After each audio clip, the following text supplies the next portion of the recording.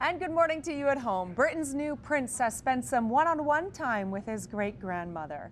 Queen Elizabeth made the short trip from Buckingham Palace to meet baby Cambridge this morning at Kensington Palace. The Queen spent about 30 minutes with the third in line to the throne and congratulated parents Prince William and Kate. Yesterday, William told reporters they're still working on a name for their son. Bookmakers have George as the favorite, followed by James. An elderly woman has died after being struck by a vehicle in Ottawa's South End. Police say the woman was hit while walking on Walkley Road last night between Hetherington and Holly Lane. She died from her injuries in hospital. The investigation continues. The Ottawa man who stabbed an OC Transpo passenger to death has died following a fight in a Kingston prison. Police say Sean McKenzie and a 41-year-old inmate were involved in an altercation at Collins Bay Penitentiary on Sunday. McKenzie died of his injuries Monday night in hospital. He was serving a life sentence for first-degree murder in the September 2006 death of Michael Otway. 1 week before voting day, voters in Ottawa South will have a chance to hear from all the candidates tonight. An all-candidates debate will be held at the Canterbury Community Centre. Voters head to the polls on August 1st to elect a new MPP. The by-election was called to fill the seat vacated by former Premier Dalton McGuinty. The Ontario Lottery and Gaming Corporation cut the City of Ottawa a check, and it's a bigger piece of the pie than usual.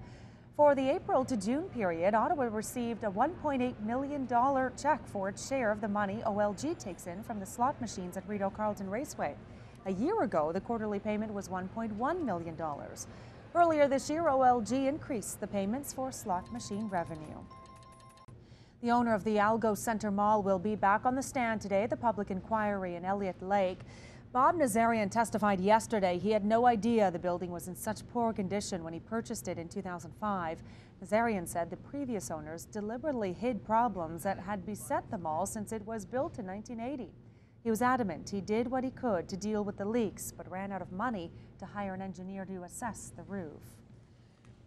Well, more Canadians are in debt this year, but a new poll finds our monthly debt payments are lower. The BMO Household Debt Report finds 83% of Canadians admit to having some form of debt. That's up from 74% last year.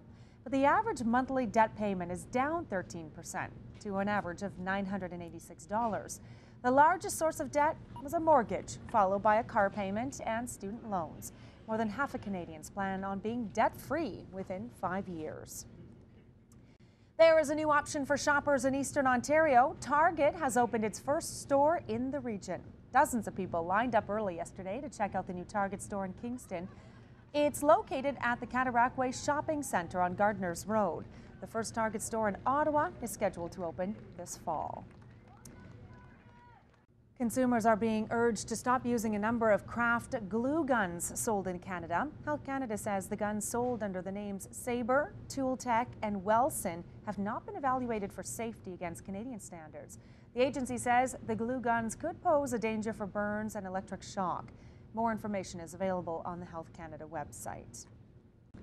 And finally, from a big blue lake to a pale blue dot, an image taken from NASA's Cassini spacecraft puts the planet Earth in perspective. Photographed from 1.5 billion kilometers away, Earth is a mere spot. There it is, with the rings of Saturn in the foreground and the moon just to the right.